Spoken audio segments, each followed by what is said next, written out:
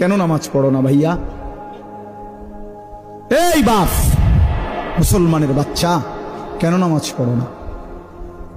ছেলেরা আমার, কেন নামাজ পড়ো না? কেন নামাজ পড়ো না?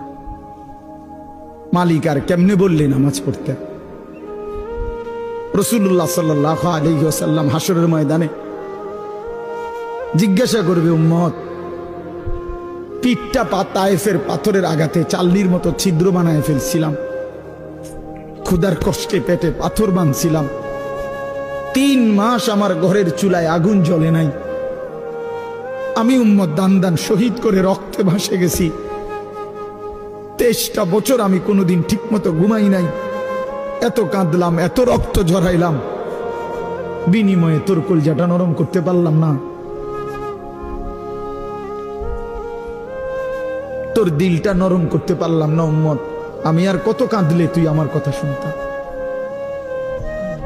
আমি আর কত রক্ত ঝরাইলে আমি নবীর কথা মনে পড়তো? বলেন, কি বলবেন ভাই?